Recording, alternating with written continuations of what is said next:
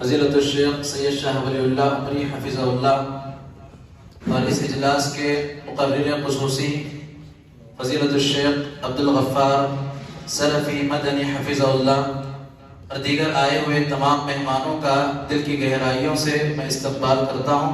اہلا وسہلا و مرحبا بکم۔ اب میں اپنی بات کو طول نہ دیتے ہوئے تلاوت کلام پاک کے لیے دعوت دیتا ہوں احسن جمیل طالب مدرسے مفتاح الجنہ لتحفیظ القرآن کو، وہ آئیں تلاوت کلام پاک سے اس بزم کا آغاز کریں۔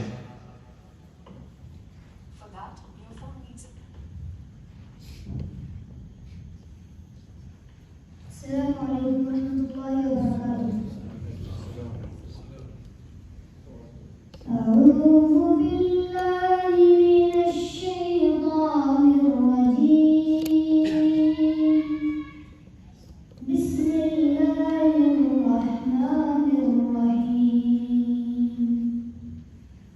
هو اللہ الذی لا الہ الا هو عالم الغیب والشہادہ، هو الرحمن الرحیم۔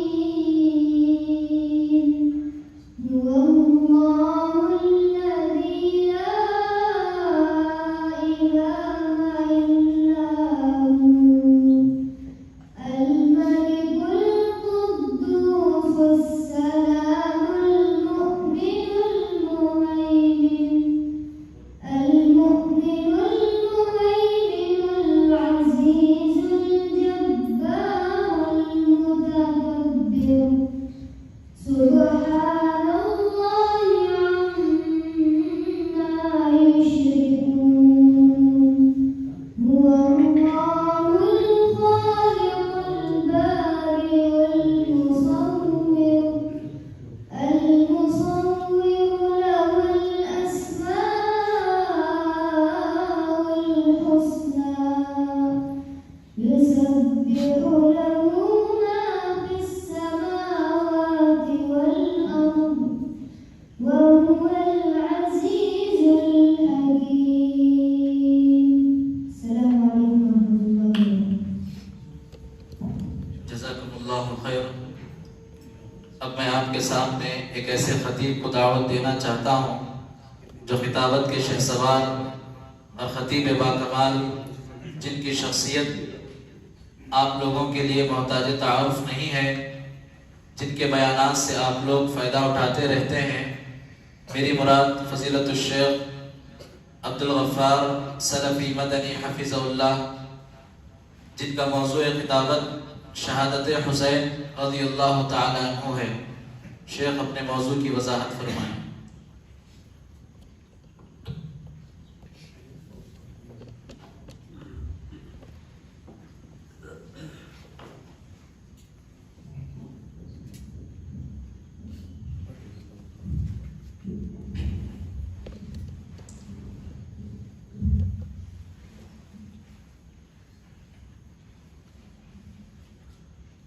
السلام علیکم ورحمۃ اللہ وبرکاتہ۔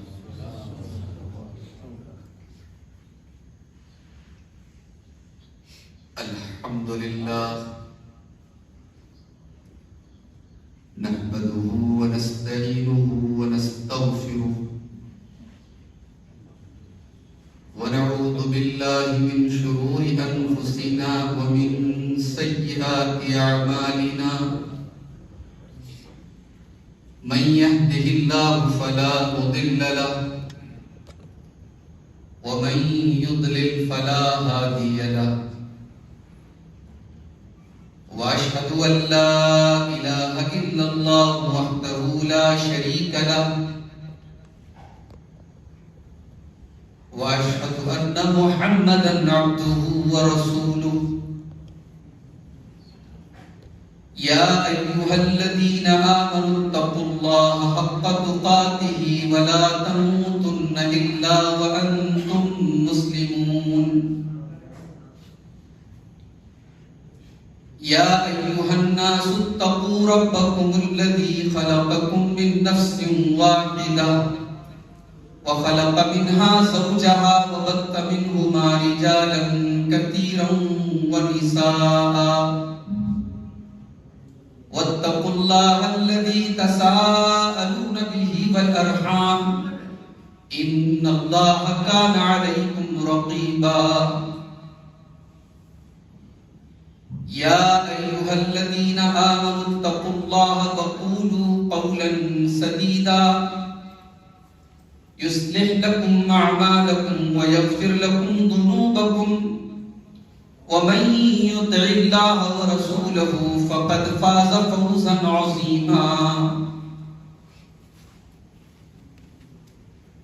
أما بعد فإن خير الحديث كتاب الله وخير الهدي هدي محمد صلى الله عليه وسلم وشر الأمور محدثاتها وكل محدثة بدعة وكل بدعة ضلالة وكل ضلالة في النار أعوذ بالله من الشيطان الرجيم بسم الله الرحمن الرحيم يا أيها الذين آمنوا إن جاءكم فاسق بنبأ فتبينوا أن تصيبوا قوما بجهالة فتصبحوا على ما فعلتم نادمين. محترم علماء کرام، بزرگوں اور دوستوں، نوجوان ساتھیوں، پردہ نشین ماں اور بہنوں، پیارے بچوں،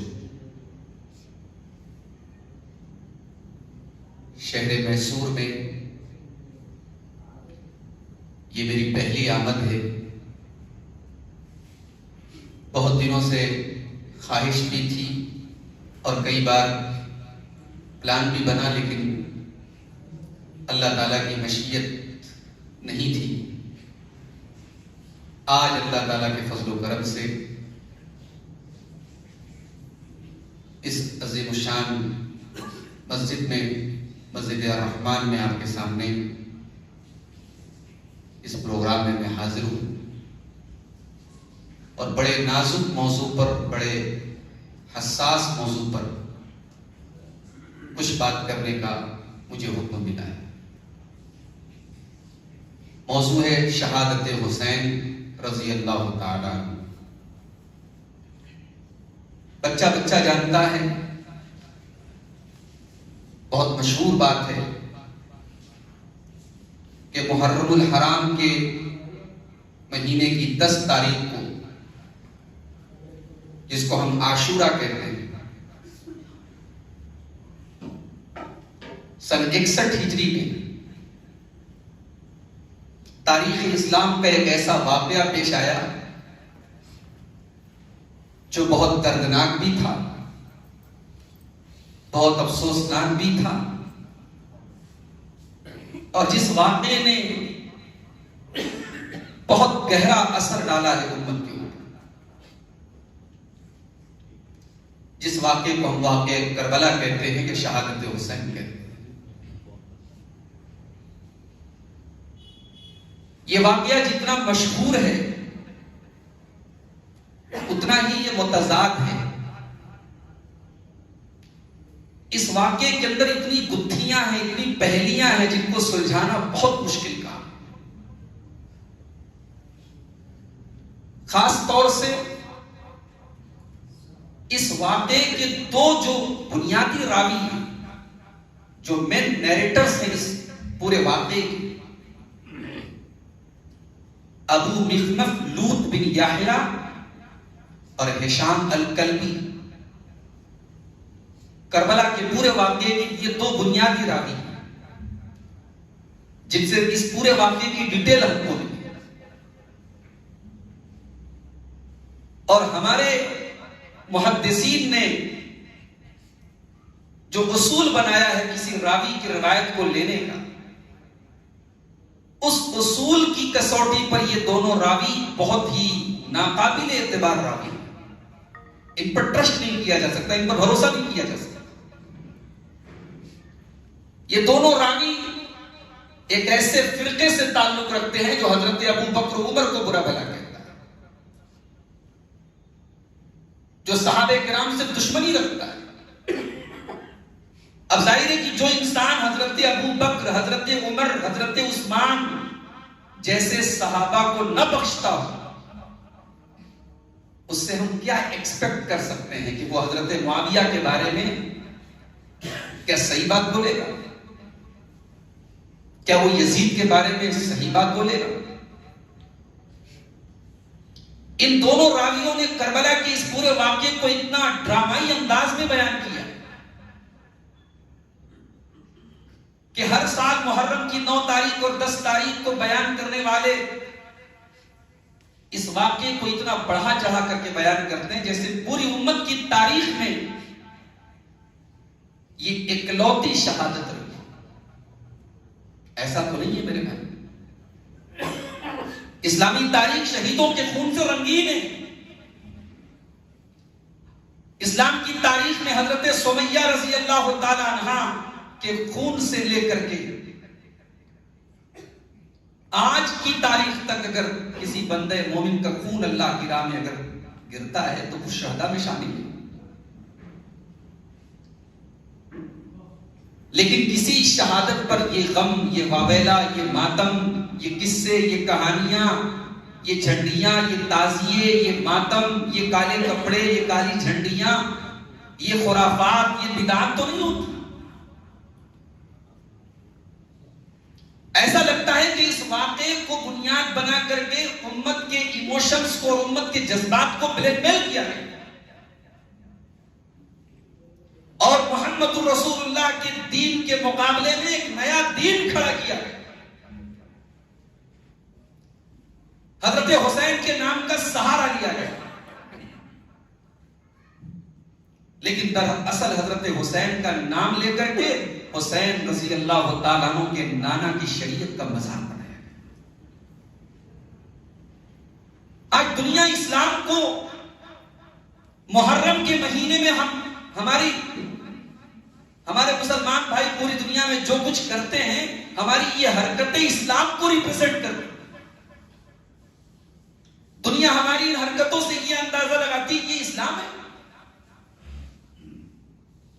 ان کے پیغمبر کے جانے کے 50 سال کے بعد ان کے پیغمبر کے نواسے کے ساتھ اتنا سب کچھ ظلم ہوا، اور پھر یہ ہر سال اس ظلم کی یادگار منا رہے ہیں۔ کوئی سینہ پیٹ رہا ہے، کوئی انگاروں پہ چل رہا ہے، کوئی اپنے بلیڈ سے اپنے سینے اور پیٹ کو کاٹ رہا ہے۔ دنیا کیا میسج لے رہی ہے میرے بھائی؟ سن 61 ہجری تک آپ بعد میں آئیے گا، ذرا پیچھے آئیے۔ میرے رسول کے دور میں، میرے نبی کے دور میں کیا شہادتیں نہیں؟ حضرت حمزہ رضی اللہ تعالیٰ عنہ کی شہادت کوئی کم دردناک تھی کیا؟ وہ حمزہ کے جو نبی کے چچا تھے، اور نبی بہت محبت کرتے تھے اپنے چچا سے، ان کے اسلام لانے سے مسلمانوں کی طاقت ملی تھی۔ دردناک طریقے سے شہادت ہوئی حضرت حمزہ کی۔ اللہ کے نبی کو تکلیف ہوئی، مگر آپ نے کوئی ماتم نہیں کیا۔ آپ نے اس دن کو کوئی غم کا دن نہیں بنایا، اس مہینے کو کوئی غم کا مہینہ نہیں بنایا، آپ نے کوئی کالے کپڑے نہیں پہنے، بلکہ آپ نے اپنی امت کو میسج دیا، من لطم الخدود وشق الجیوب ودعا بدعوى الجاہلیۃ فلیس منا۔ کسی کے مرنے پر، کسی دکھ پر، کسی تکلیف پر جو اپنے گال پر تھپڑ مارے، اپنے گریبان کو چاک کرے، جو دور جاہلیت کی پکارے، اس کا ہم سے کوئی تعلق نہیں، کوئی ریلیشن نہیں۔ آپ نے غم کے سلسلے میں بھی ہمیں تعلیم دی کہ ہم غم کو کیسے ظاہر کریں۔ آپ نے فرمایا کسی کے مرنے پر بھی، چاہے آپ کا کتنا ہی عزیز نہ مر جائے، آپ کی ماں کا انتقال ہو جائے، والد چلے جائیں، بھائی چلا جائے، بیٹا چلا جائے، کسی کے مرنے پر 3 دن سے زیادہ آپ کو غم ظاہر کرنے کی، سوگ منانے کی اجازت نہیں ہے. اور وہ غم بھی جو آپ ظاہر کریں، اس غم کے ظاہر کرنے میں بھی آپ کو اپنی زبان سے کوئی ایسا جملہ نہیں نکالنا ہے جس سے اللہ ناراض ہو جائے. ذرا آپ بخاری شریف کی وہ حدیث اٹھائیے، اللہ کے پیارے نبی صلی اللہ تعالی علیہ وسلم کے بیٹے ابراہیم کا انتقال ہو رہا ہے. آپ کو اولاد نرینہ نہیں ہے. اللہ کی حکمت اللہ ہی بہتر جانتا ہے. اللہ نے اپنے نبی کو اولاد نرینہ سے نہیں نوازا. بیٹے ہوئے سب بچپن میں انتقال کر گئے. ابراہیم پیدا ہوئے ماریہ قبطیہ کے بطن سے. عرب کے ماحول کے مطابق ان کو دیہات بھیجا گیا، دائیوں کے پاس دودھ پینے کے لیے، دیہات کے ماحول میں پرورش کے لیے. 1.5 سال کی عمر حضرت ابراہیم کی، بیمار ہو گئے. نبی اکرم اپنے بیٹے کو دیکھنے کے لیے گئے. بیٹا اپنی سانسیں لے رہا ہے. اللہ کے پیارے نبی نے اپنے بیٹے کو گود میں لیا. اللہ کے نبی ہیں، اللہ کے حبیب ہیں، اللہ کے سارے بندوں میں سب سے محبوب بندے ہیں، مگر اللہ کے فیصلے کے آگے کتنے بے بس ہیں. اللہ تعالیٰ نے انسان کو یہاں آ کر کے بتایا ہے کہ انسان کتنا بے بس ہے. اللہ کے نبی بھی اپنے بیٹے کو موت سے بچانے کا اختیار نہیں رکھتے. آپ کا بیٹا آپ کی گود میں، بیٹا دم توڑ رہا ہے، آخری سانسیں لے رہا ہے، اور اللہ کے پیارے نبی کی آنکھوں سے آنسو رواں ہیں. اللہ کے پیارے نبی رو رہے ہیں اور آپ اپنی زبان سے یہ فرما رہے ہیں، ان العین تدمع والقلب یحزن ولا نقول الا ما یرضى ربنا. میری آنکھوں سے آنسو بہ رہے ہیں، میرا دل غمگین ہے، مگر ہم اپنی زبان سے کوئی ایسی بات نہیں نکالیں گے جس سے ہمارا رب ناراض ہو جائے، جس سے اللہ ناراض ہو جائے. وَإِنَّا بِفِرَاقِكَ يَا إِبْرَاهِيمُ لَمَحْزُونُونَ. اے ابراہیم تیرے جانے سے تیرے باپ غمگین ہیں، ہم غمگین ہیں، ہمیں صدمہ ہے، ہمیں تکلیف ہے، مگر اس غم کے عالم میں بھی اپنی زبان سے ہم کوئی غلط بات نہیں نکالیں گے. یہ ہے حسین کے نانا کی تعلیم. سیدنا حسین رضی اللہ تعالیٰ عنہ کی شہادت نو ڈاؤٹ دردناک شہادت تھی، مظلومانہ شہادت تھی.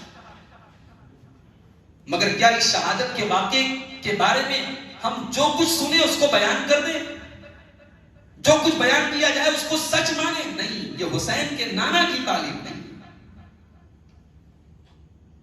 غم کے موقع پر بھی ہمیں اپنی زبان سے کوئی ایسی بات نہیں نکالنا ہے جو غلط ہو. قرآن کریم کی جو آیت میں نے آپ کے سامنے پڑھی سورہ حجرات، اس آیت میں ہمیں ایک رول بتایا گیا، ایک اصول بتایا گیا کہ مسلمان جلد باز نہیں ہوتا ہے. مسلمان کسی خبر کو سن کر کے فوراً اس پر یقین نہیں کرتا ہے. مسلمان تحقیقی مزاج رکھتا ہے. مسلمان کے پاس جب کوئی خبر ملے تو مسلمان تحقیق کرتا ہے. یا ایھا الذین آمنوا ان جاءکم فاسق بنبأ فتبینوا. اے ایمان والو، جب تمہارے پاس کوئی فاسق آدمی، کوئی ان آتھینٹک آدمی، کوئی ناقابل بھروسہ آدمی، جس کی بات بھروسے کے قابل نہ ہو، ایسا آدمی کوئی خبر لے کر کے آئے، فتبینوا، تو پہلے تم خبر کی تحقیق کر لو. اس لیے کہ اگر تم نے خبر کی تحقیق نہیں کی اور تم نے خبر کو سن کر کے کوئی ری ایکشن کر دیا، ان تصیبوا قوما بجہالۃ فتصبحوا علی ما فعلتم نادمین. تو ہو سکتا ہے کہ تم کسی قوم کو نقصان پہنچا دو، تم کوئی غلط کام کر دو اور بعد میں تمہیں پچھتانا پڑے. اسلام کی تعلیم تو یہ ایک واقعہ جو آج نہیں 1400 سال پہلے ہوا، جس واقعے کے متعلق کوئی معتبر راوی موجود نہیں ہے. حضرت حسین رضی اللہ عنہ کے جو ساتھی تھے سب شہید ہو گئے. ان کا ایک بیٹا ہے، بیمار ہے، وہ بیٹا بچا ہے. ان کے گھر کی عورتیں بچی ہیں اور ان سے کوئی اس واقعے کے بارے میں کوئی تفصیل سے کوئی روایت ملتی نہیں ہے. اور یہاں بیان کرنے والے تو ایسے بیان کرتے ہیں صاحب جیسے کربلا میں ویڈیو کیمرہ لگا کے انہوں نے شوٹ کیا، ہر اینگل سے وہ رپورٹ دے رہے ہیں. کب آسمان سرخ ہوا، کب حضرت حسین کی تلوار چمکی، کب بچے کے حلق میں تیر لگا. یہاں تو ایک ڈیٹیل بیان کی. کون بیان کر رہا ہے بھائی؟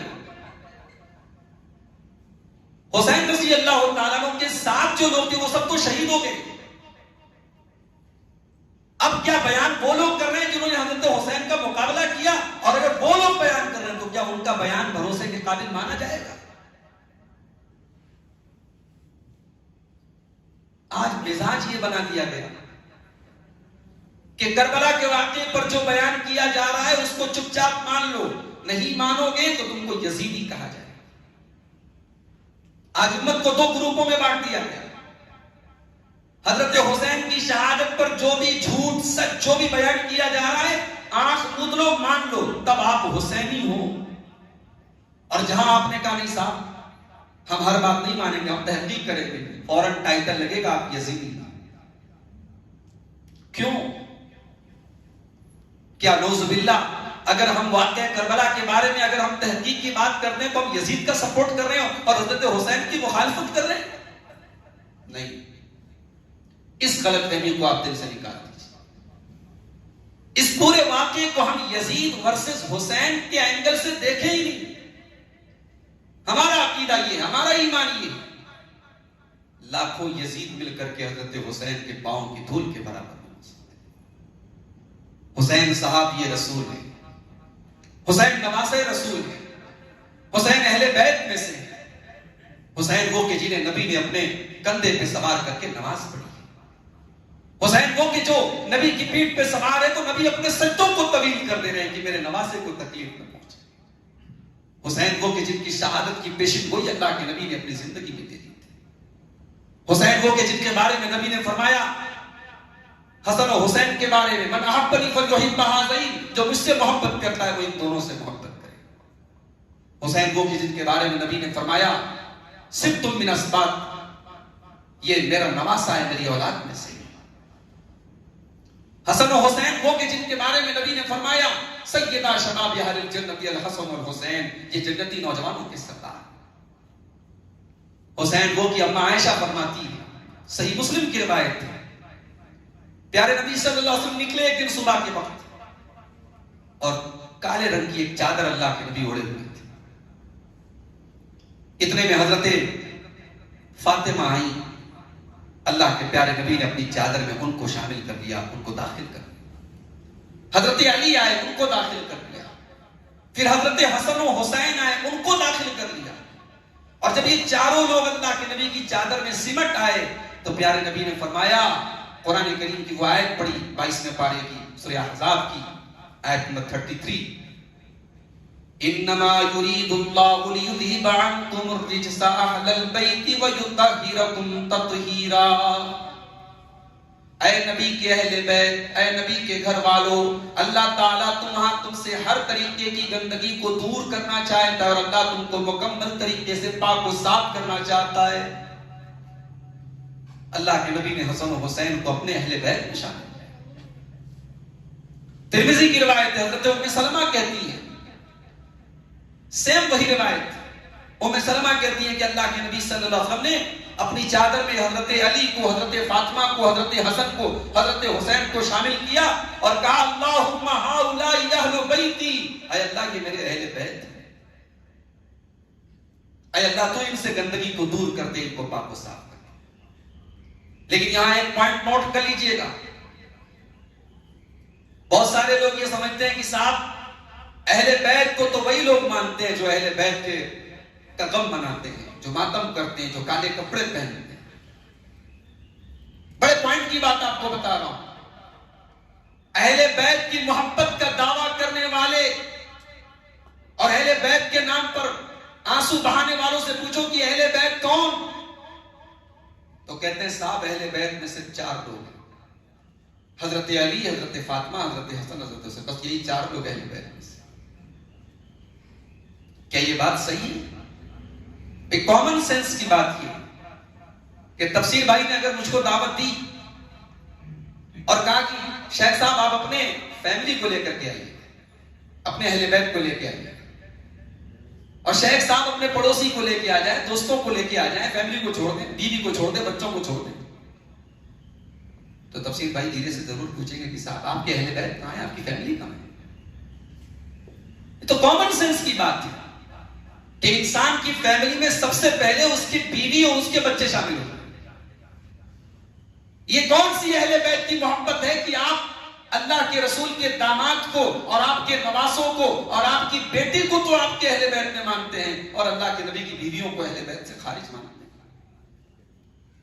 جبکہ اہل بیت کی فضیلت میں قرآن کی جو یہ آیت ہے سورہ احزاب کی آیت نمبر 33، جائیے قرآن کھولیے آپ، 21ویں پارے کی لاسٹ کی آیات اور 22ویں پارے کی شروع کی آیات، پوری آیتوں کا کانٹیکسٹ دیکھ لیجئے، ان کا بیک گراؤنڈ دیکھ لیجئے۔ پوری آیتیں کس کے بارے میں نازل ہوئی؟ نبی کی بیویوں کے بارے میں نازل ہوئی، اور انہی کے بارے میں اللہ نے کہا انما یرید اللہ لیذھب عنکم الرجس اہل البیت ویطہرکم تطہیرا۔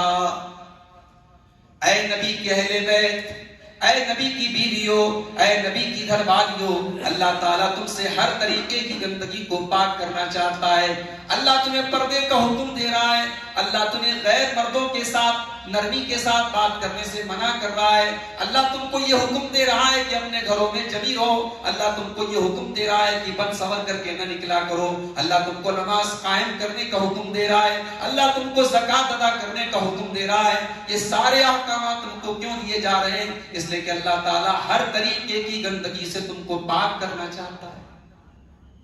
قرآن نے جن کو اہل بیت کہا، ہم ان کو اہل بیت نہ مانے اور یہ دعویٰ کرے صاحب ہم اہل بیت سے محبت کرتے ہیں، تو یہ دعویٰ تو جھوٹا ہے۔ آئیے قرآن سے ایک اور دلیل دیتا ہوں کہ بیوی سب سے پہلے اہل بیت میں داخل ہوتی ہے۔ قرآن کا 12واں پارہ کھولیے، سورہ ہود۔ حضرت ابراہیم علیہ السلام کے گھر کچھ مہمان ہیں، مہمان اننون ہیں، اجنبی ہیں، مگر حضرت ابراہیم بڑے مہمان نواز ہیں۔ انہوں نے یہ نہیں پوچھا صاحب کہاں سے آئے ہو، میں تو آپ کو پہچانتا نہیں، شکل سے شریف معلوم ہو رہے، اچھے لوگ معلوم ہو رہے۔ حضرت ابراہیم نے بٹھایا اور قرآن کہتا ہے جلدی سے گئے اور بھونا ہوا بچڑے کا گوشت لے آئے۔ لیکن فرشتے تو فرشتے تھے، فرشتوں کو کھانے کی حاجت نہیں تھی، فرشتوں نے ہاتھ آگے نکالا۔ ابراہیم علیہ السلام ڈر گئے کہ صاحب یہ کھا کیوں نہیں رہے؟ تو ان لوگوں نے کہا ڈریے مت، ہم اللہ کے فرشتے ہیں، ہم حضرت لوط علیہ السلام کی قوم کی طرف بھیجے ہیں عذاب لے کر کے۔ اس کے بعد ان فرشتوں نے کہا کہ اے ابراہیم ہم آپ کو ایک خوشخبری دینے آئے ہیں، آپ کی عمر بڑھاپے کو پہنچ چکی ہے، آپ کی بیوی بھی بوڑھی ہو چکی ہے، مگر ہم یہ بشارت لے کر کے آئے کہ آپ کو بیٹا ہونے والا ہے، اور اس بیٹے کا نام اسحاق ہوگا، پھر اس بیٹے کا بھی ایک بیٹا ہوگا، اس کا نام یعقوب ہوگا۔ اب حضرت ابراہیم کی جو بیوی تھی سارا، انہیں اس پر ہنسی آ گئی۔ انہوں نے کہا اَأَلِدُ وَأَنَا عَجُوزٌ، کیا میں بوڑھی ہو چکی ہوں اور میں بچے کو جنم دوں گی؟ وَهَذَا بَعْلِي شَيْخًا، یہ میرے شوہر ہیں، یہ بوڑھے ہو چکے ہیں، کیا ہم دونوں کو بیٹا ہوگا؟ إِنَّ هَذَا لَشَيْءٌ عَجِيبٌ، یہ تو بڑا عجیب معاملہ ہے۔ حضرت سارہ کو بڑا عجیب لگا کہ یہ کیسے ہو سکتا ہے کہ میرے جیسے ہم بڈھی بڈھا کو بیٹا ہوگا، ہمارے جیسے کپل کو بیٹا ہوگا، یہ ماننے والی بات نہیں لگتی۔ قالوا اتعجبین من امر اللہ، فرشتوں نے کہا کہ اے سارہ کیا تمہیں اللہ کے حکم پر حیرت ہو رہی ہے، کیا تمہیں اللہ کے حکم پر تعجب ہو رہا ہے؟ رحمت اللہ وبرکاتہ علیکم اہل البیت انہ حمید مجید۔ اے ابراہیم کے اہل بیت، اے ابراہیم کے گھر والوں، اللہ کی رحمت ہو تمہارے اوپر، اللہ کی برکتیں ہو تمہارے اوپر، اللہ تو بہت قابل تعریف ہے، بہت بزرگ ہے، کیا تم کو اس پر تعجب ہو رہا ہے؟ اب یہاں غور کیجئے گا، the point to be noted، کہ اس موقع پر صرف حضرت ابراہیم ہیں اور ان کی بیوی سارہ ہیں، اور فرشتے ابراہیم کو اور ان کی بیوی کو کہہ رہے ہیں کہ اے ابراہیم کے اہل بیت۔ اس کا مطلب کہ اہل بیت میں سب سے پہلے انسان کی بیوی شامل ہوتی ہے۔ لہذا یہ اہل بیت کی محبت کا جو ایک سوانگ رچا گیا، ایک ڈھونگ رچا گیا، یہ دراصل ایک بہانہ تھا. اور اہل بیت کی محبت کے نام پر صحابہ کرام سے بغض ظاہر کرتے ہیں. اہل بیت سے یقیناً ہم محبت کرتے ہیں. اور کل اللہ کل قیامت کے دن ہم سے پوچھے گا کہ تم نے میرے نبی کے اہل بیت سے محبت نہیں کی، تو ہم کھلے دل کے ساتھ کہیں گے کہ اللہ ہم نے یقیناً محبت کی، مگر ہماری محبت اہل بیت اس بات کی محتاج نہیں ہے کہ ہم اہل بیت سے محبت تب کریں گے نعوذ باللہ جب صحابہ کو برا بھلا کہیں گے. ہمارے تو دونوں ہاتھ میں لڈو ہیں. ہم تو نبی کے اہل بیت سے بھی پیار کرتے ہیں اور ہم نبی کے صحابہ سے بھی پیار کرتے ہیں. دونوں نبی کے پیارے. روئیں وہ جنہوں نے اہل بیت کی محبت کے نام پہ صحابہ کو برا بھلا کہا، اور روئیں گے وہ جنہوں نے صحابہ کی محبت کے نام پر اہل بیت کو برا بھلا کہا. تو حضرت حسین اہل بیت میں سے میرے بھائی. اللہ کے نبی بہت محبت کرتے تھے اپنے دونوں نواسوں سے. ابو داؤد اور ترمذی کی روایت ہے، جمعہ کا خطبہ دے رہے ہیں اللہ کے پیارے. حضرت حسن و حسین رضی اللہ تعالیٰ عنہ چھوٹے چھوٹے بچے 4-5 سال کے، سرخ رنگ کا کرتا پہنے ہوئے، گرتے پڑتے پھسلتے مسجد میں داخل ہو رہے ہیں. نانا جان کی نظر پڑی اپنے نواسوں کے اوپر. آپ نے اپنا خطبہ روک دیا، منبر سے اترے، دونوں نواسوں کو گود میں لیا، ان کو لاڈ پیار کیا. اس کے بعد آپ لوگوں کی طرف مخاطب ہوئے. آپ نے فرمایا او لوگو، اللہ نے سچی بات فرمائی ہے، انما اموالکم واولادکم فتنہ، تمہارا مال فتنہ ہے، تمہاری اولاد فتنہ ہے. اپنے ان بچوں کو دیکھ کر کے میں صبر نہ کر پایا، میں نے اپنا خطبہ روک لیا، اپنی گفتگو روک دی، اور جب تک ان کو گود میں لے کر کے ان سے لاڈو پیار نہ کیا تب تک مجھے صبر نہ ہوا، مجھے قرار نہ آیا. اتنی محبت کرتے تھے اللہ.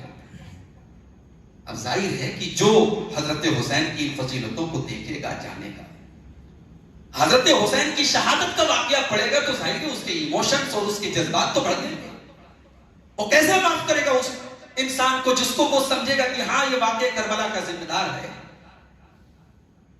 اور اسی کا فائدہ اٹھایا اسلام دشمن طاقتوں نے، اور اس پورے واقعے کو اتنا ڈرامائی بنا دیا اور اس میں اتنے رنگ بھرے گئے کہ امت کے جذبات کو کیش کیا گیا. اور جو لوگ حضرت حسین کی شہادت کے موقع پر جو لوگ موجود تھے انہی کو نہیں، ان کو بھی اس واقعے کا ذمہ دار بنایا گیا جو ان کے 40 سال 30 سال پہلے دنیا سے جا چکے تھے. حضرت عثمان غنی کو، حضرت ابو بکر کو، حضرت عمر کو، ان صحابہ کرام کو بھی ذمہ دار اس کا بنایا. میرے بھائیوں، کربلا کے واقعے کو سمجھنے کے لیے ہمیں اس کے بیک گراؤنڈ کو جاننا بہت ضروری ہے. کربلا کے واقعے کے ذمہ دار در حقیقت کون لوگ تھے، اس کو جاننے کے لیے میں تھوڑا سا پیچھے جانا پڑے. اسلامی تاریخ کی ایک اور بہت بڑی دکھد گھٹنا ہے، بہت غمگین کر دینے والا واقعہ ہے جو سن 35 ہجری میں ہوا، عثمان غنی کی شہادت کا واقعہ. اور یہ وہ واقعہ تھا جس سے امت میں فتنوں کا دروازہ کھل گیا. اور اللہ کے پیارے نبی صلی اللہ علیہ وسلم فرماتے ہیں، ابو داؤد اور ترمذی کی صحیح روایت، اذا بزی السیف فی امتی، جب ایک مرتبہ میری امت میں تلوار اٹھا لی جائے گی، جب ایک مرتبہ میری امت میں آپس میں تلوار چلنے لگے گی، لم یرفع عنہا الی یوم القیامہ، پھر قیامت تک وہ تلوار چلنا بند نہیں ہوگی. ایک بار میری امت کی تلوار اگر آپس میں چل گئی پھر وہ سلسلہ رکنے والا. یہ سلسلہ کہاں سے شروع ہوا؟ عثمان غنی کی شہادت سے شروع ہوا. حضرت عثمان غنی کی شہادت کے بعد امت میں فتنے ہوئے، دو گروہ ہو گئے. حضرت علی اور حضرت معاویہ کے درمیان جنگیں ہوئی، 5 سال تک کھانا جنگی کا دور تھا. اس کے بعد حضرت علی کی شہادت ہوئی. ایک خارجی نے، عبد الرحمن بن ملجم نے، فجر کی نماز میں ان کے اوپر حملہ کر کے ان کو شہید کیا. حضرت علی کی شہادت کے بعد جو لوگ حضرت علی کے ساتھ تھے ان لوگوں نے ان کے بیٹے حضرت حسن کو خلیفہ منتخب کیا. اور پھر حضرت حسن رضی اللہ عنہ کی قیادت میں ایک اور بڑی فوج تیار ہوئی، اور پھر حضرت معاویہ رضی اللہ عنہ میں اور حضرت حسن کی فوج میں جنگ ہونے کی نوبت آئی. اب یہاں پر تھوڑا سا رکیے گا. لوگ کہتے ہیں کہ حضرت معاویہ رضی اللہ تعالیٰ عنہ کرسی کے لالچی تھے. کہنے والے کہتے ہیں حضرت معاویہ نے اقتدار اور کرسی کے لیے حضرت علی سے جنگ کی تھی. اللہ ایسے لوگوں کو ہدایت دے میرے بھائی. حضرت معاویہ بالاتفاق صحابی, اور کسی صحابی کی نیت پر حملہ کرنا یہ بہت جرأت کی بات ہے, یہ بڑی خطرناک بات ہے کہ آپ کسی صحابی کی نیت پر حملہ کریں. صحابہ کرام کو ہم انسان مانتے ہیں, بشر مانتے ہیں, مگر کسی صحابی کی نیت میں چور ہو, ان کی نیت خراب ہو, ان کے اندر عہدے کی حرص ہو, یہ صحابی کے احترام کے منافی بات ہے, یہ صحابی کے احترام کے خلاف بات ہے. کسی صحابہ وہ ہیں جن کی تربیت اللہ کے نبی نے کی. صحابہ وہ ہیں جن کی مغفرت کی بشارت قرآن میں موجود ہے. صحابہ نیت کے برے نہیں ہو سکتے. بخاری کے الفاظ ہیں, حضرت حسن جب فوج لے کر کے چلے, ادھر سے حضرت معاویہ فوج لے کر کے چلے, آمنے سامنے جب دونوں فوجیں آ گئی, حضرت معاویہ رضی اللہ تعالیٰ عنہ نے حضرت عمرو بن عاص سے کہا کہ اے عمرو بن عاص, اگر اس فوج نے اس فوج کو قتل کیا, اگر یہ جنگیں اسی طریقے سے ہوتی رہی, من لی بنسائہم ومن لی بسبیانہم ومن لی بذیتہم, کل ان کی عورتیں بیوہ ہو جائیں گی, کل دونوں طرف کی فوجوں کی مردوں کی عورتیں بیوہ ہو جائیں گی, باپ کے انتقال کے بعد بچے یتیم ہو جائیں گے, ان بیواؤں کا, ان یتیموں کا, ان بچوں کا کون خیال رکھے گا؟ یہ کب تک خون خرابہ چلتا رہے گا؟ یہ جملہ ہے حضرت معاویہ کا, بخاری کے اندر یہ جملہ موجود ہے. شرم آنی چاہیے حضرت معاویہ کے اوپر کیچڑ اچھالنے والوں کو. یہ جملہ وہ انسان کہہ سکتا ہے جس نے اقتدار اور کرسی کے لیے جنگیں کی ہو. یہ جملہ تو وہ کہہ سکتا ہے جس کے دل میں امت کا درد ہو, امت کے جان و مال کی فکر ہو, تاکہ عمرو بن عاص نہیں, یہ جنگ رکنی چاہیے. حضرت حسن کو صلح کا پیغام بھیجا اور حضرت حسن رضی اللہ تعالیٰ عنہ نے صلح کے پیغام کو قبول کیا. حالانکہ حضرت حسن کے ساتھ جو لوگ تھے وہ اس صلح کے لیے تیار نہیں تھے, ان کو برا بھلا بھی کہا, ان کے اوپر لعنت ملامت بھی کی, مگر حضرت حسن رضی اللہ تعالیٰ عنہ نے صلح کر لی, اور ان کی صلح کے ذریعے اللہ کے پیارے نبی کی وہ پیشن گوئی پوری ہوئی جو اللہ کے نبی نے اپنے اس نواسے کے بارے میں کی تھی. کیا پیشن گوئی کی تھی آپ نے فرمایا تھا ان ابنی ھذا سید, میرا یہ بیٹا سید ہے, سردار ہے, لعل اللہ ان یصلح بہ بین فئتین عظیمتین من المسلمین, اللہ تعالیٰ میرے اس بچے کے ذریعے مسلمانوں کی دو بڑی جماعتوں میں صلح کرائے گا. یہ بھی غور کرنے کی بات ہے. نبی نے یہ نہیں کہا کہ حضرت حسن منافقوں سے صلح کریں گے, کافروں سے صلح کریں گے, مشرکوں سے صلح کریں گے. کہا اللہ تعالیٰ ان کے ذریعے مسلمانوں کی دو جماعتوں میں صلح کرائے گا. اس کا مطلب کہ خود اللہ کے پیارے نبی نے دونوں جماعتوں کو مسلمان قرار دیا ہے, اور حضرت حسن رضی اللہ عنہ کے صلح کرنے کی وجہ سے وہ خون خرابہ بند ہو گیا. سن 41 ہجری میں یہ صلح ہوئی, اور اس صلح کے بعد حضرت معاویہ رضی اللہ تعالیٰ عنہ بالاتفاق خلیفہ منتخب ہوئے, اور 20 سال تک حضرت معاویہ رضی اللہ تعالیٰ عنہ نے خلافت کی, حکومت کی, اور بڑا ہی امن اور شانتی کا دور تھا. 5 سال تک لگاتار جنگیں ہوئی, خانہ جنگی ہوئی, فتوحات کا سلسلہ رکا رہا, اسلام کی ترقی کا سلسلہ رکا رہا. اب یہ 20 سال وہ جتنے کام بند پڑے تھے پھر سے شروع ہوئے, فتوحات کا دائرہ وسیع ہوا. اور اسی 20 سال کے پیریڈ میں حضرت امیر معاویہ رضی اللہ تعالیٰ عنہ نے اپنے بیٹے یزید کو کمانڈر بنا کر کے وہ لشکر روانہ کیا جو اس وقت رومن ایمپائر کا کیپٹل تھا قسطنطنیہ. اس شہر کے اوپر حملہ کرنے کے لیے جو فوج بھیجی تھی, اس فوج کا کمانڈر حضرت معاویہ نے اپنے بیٹے یزید کو بنایا. اور اس فوج میں بڑے بڑے صحابہ شامل ہوئے. ابو ایوب انصاری رضی اللہ تعالیٰ عنہ بہت بوڑھے ہو چکے تھے, اس وقت ان کی عمر 80 کے لپیٹ میں تھی, وہ بھی شامل تھے. حضرت حسین رضی اللہ تعالیٰ عنہ, حضرت عبداللہ ابن عمر رضی اللہ تعالیٰ عنہ, حضرت عبداللہ ابن زبیر رضی اللہ تعالیٰ عنہ, جو بھی صحابہ تھے وہ سب اس فوج میں شامل تھے. اور جو ٹریڈیشن تھا, جو دستور تھا کہ فوج کا کمانڈر نماز پڑھاتا تھا, 5 ٹائم کی نماز یزید بن معاویہ پڑھاتے تھے. 5 ٹائم کی نماز کمانڈر ان چیف پڑھا رہے ہیں اور پیچھے بڑے بڑے صحابہ نماز پڑھ رہے ہیں, کسی کو کوئی شکایت نہیں. اور جب حضرت ابو ایوب انصاری کا انتقال ہوا اسی حملے کے دوران, اسی جنگ کے دوران, تو حضرت ابو ایوب انصاری نے وصیت کی کہ میری جنازے کی نماز یزید بن معاویہ پڑھائیں, اس فوج کے کمانڈر پڑھائیں. اور یہ وہی فوج تھی, یہ وہی حملہ تھا جس حملے کے بارے میں اللہ کے پیارے نبی نے پیشن گوئی فرمائی تھی. صحیح بخاری کے اندر وہ روایت موجود ہے, اول جیش من امتی یغزون مدینہ قیصر کلہم مغفور لہم. میری امت کا پہلا لشکر جو قسطنطنیہ پر حملہ کرے گا, اس لشکر کے تمام لوگوں کی بخشش ہو جائے گی. اب یہ حدیث گلے کی ہڈی بن گئی ان لوگوں کی جو یزید کو گالی دیتے ہیں. اب وہ کہنے لگے صاحب وہ پہلا لشکر نہیں تھا.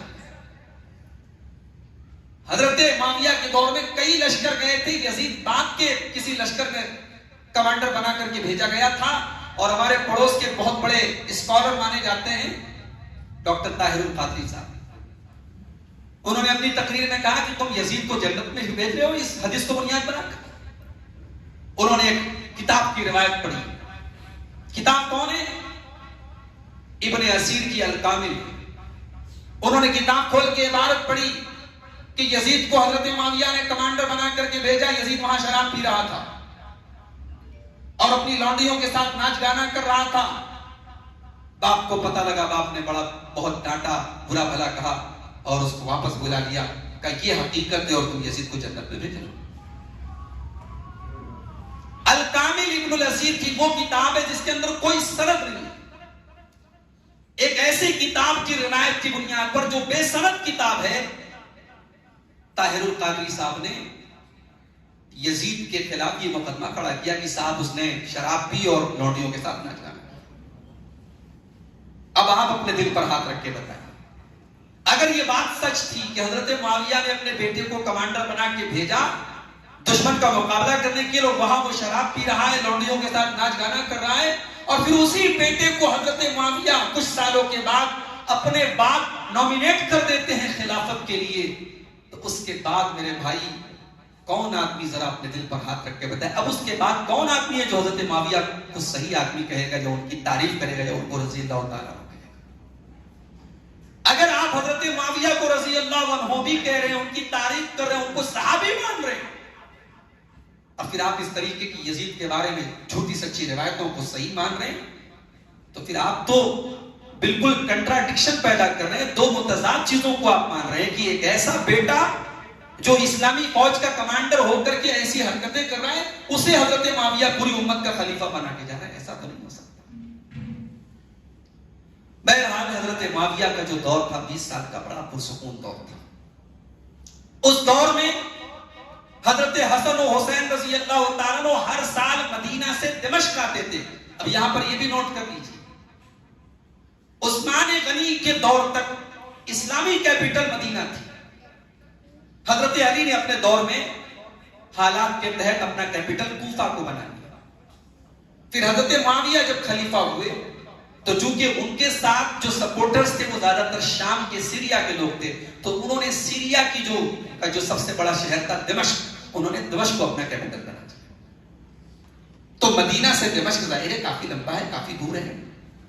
حضرت حسن و حسین رضی اللہ تعالیٰ عنہ ہر سال بلا ناغہ مدینہ سے دمشق جاتے تھے, حضرت معاویہ سے ملاقات کرتے تھے. حضرت معاویہ بڑا احترام کرتے تھے نبی کے ان دونوں نواسوں کا, بڑے تحفے تحائف دیتے تھے, اور یہ دونوں بزرگ ہستیاں حضرت معاویہ کے تحفے تحائف کو ایکسپٹ کرتی تھی. اگر ان کی نظر میں حضرت معاویہ غلط ہوتے, بھئی آج کے دور میں کوئی انسان اگر کسی کو غلط مانتا ہے تو اس کا ایک پیسہ لینا گوارا نہیں کرتا, صاحب میں اس کو غلط مانتا ہوں. اگر حضرت حسن و حسین حضرت معاویہ کو غلط مان رہے ہوتے تو ان کے پاس جا کر ان سے خوشی خوشی ملاقاتیں نہ کرتے, ان سے تحفے تحائف نہ لیتے, ان سے خوشی کے اور اچھے تعلقات نہ رکھتے. حضرت حسن و حسین اور حضرت معاویہ کے درمیان تعلقات بہت اچھے. اب بڑے غور سے سنیے گا, حضرت معاویہ نے اپنی وفات کے 3 سال پہلے سن 56 ہجری حضرت معاویہ کو یہ محسوس ہوا کہ اگر میں دنیا سے چلا گیا اور میں اپنے بعد امت کو اس حال میں چھوڑ کے گیا کہ چاہے جس کو تم خلیفہ منتخب کرو. تو پاسبل ہے کہ میرے بعد پھر وہ حالات پیدا ہو جائیں جو حضرت عثمان غنی کی شہادت کے بعد پیدا ہو. کیونکہ وہ جو آگ تھی، وہ چنگاری جو تھی، وہ ابھی موجود ہے. جو لوگ اتنی جرأت کر سکتے ہیں کہ مدینہ کے اندر گھس کر خلیفہ وقت کے گھر میں داخل ہو کر اس کو 40 دن بھوکا پیاسا رکھ کر قرآن پڑھتے ہوئے اس کو ذبح کر ڈالیں، وہ لوگ ختم تو نہیں ہو گئے، ان کا فتنہ ختم تو نہیں ہو گیا، وہ لوگ ابھی موجود ہیں. حضرت معاویہ رضی اللہ تعالیٰ عنہ نے اس پر سیریس طریقے سے، سنجیدہ طریقے سے اس پر غور کیا کہ میرے بعد مجھے کسی نہ کسی کو نامینیٹ کرنا چاہیے. اب انہوں نے مشورہ کیا. حضرت مغیرہ ابن شعبہ بڑے بزرگ صحابی تھے. یہ مغیرہ بن شعبہ کون تھے؟ یہ اصحاب بیعت الرضوان میں سے تھے. یہ ان 1400 صحابہ کرام میں سے تھے جنہوں نے اللہ کے نبی کے ہاتھ پر صلح حدیبیہ کے موقع پر بیعت کی تھی. اس کے پہلے جب اللہ کے نبی نے سب سے وعدہ لیا تھا، بیعت لی تھی، ایگریمنٹ کیا تھا، جب حضرت عثمان غنی کے قتل کی افواہ اڑی تھی تو اللہ کے نبی نے سب سے بیعت لی تھی کہ اب عثمان غنی کے قتل کا بدلہ لے گا. اور اس بیعت کا ذکر اللہ نے قرآن میں کیا. لقد رضی اللہ عن المؤمنین اذ یبایعونک تحت الشجرہ. اے نبی، اللہ ان مومنوں سے راضی ہو گیا جو آپ سے بیعت کر رہے تھے پیڑ کے نیچے، درخت کے نیچے. یہ 1400 صحابہ کرام تھے جن کو اصحاب بیعت الرضوان کہا جاتا ہے. ان میں سے حضرت مغیرہ بن شعبہ ہے. 156 حدیثوں کے راوی ہیں. جنگ یرموک میں اللہ کی راہ میں لڑتے ہوئے ان کی آنکھ چلی گئی. ایسا جلیل القدر صحابی جس نے ایڈمنسٹریشن میں اپنی خدمات ایک لمبے عرصے تک انجام دی ہے، جو نبی کی صحبت میں رہا ہے، نبی کے ساتھ رہا ہے. انہوں نے حضرت معاویہ کو یہ سجیشن دیا، یہ مشورہ دیا کہ میرا یہ مشورہ ہے کہ آپ اپنے بیٹے یزید کو، وہ بیسٹ نہیں ہے، ان سے بھی بہتر لوگ ہیں امت میں، مگر میرا یہ سجیشن ہے کہ جو امت کے حالات ہیں ان کو کنٹرول کرنے کے لیے اس وقت وہ ایک مناسب شخص ہیں، آپ یزید کو نامینیٹ کیجیے. حضرت معاویہ رضی اللہ تعالیٰ عنہ نے ان کے اس مشورے کو سنا لیکن فوراً عمل نہیں کیا.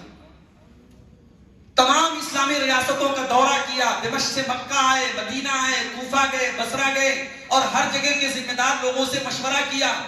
اور ہر طرف لوگوں نے یہ مشورہ دیا کہ اگر آپ امت کے لیے اس کو بہتر سمجھتے ہیں تو ہمیں آپ کے ڈیسیژن پر کوئی اعتراض نہیں، آپ نامینیٹ کر سکتے ہیں یزید کو.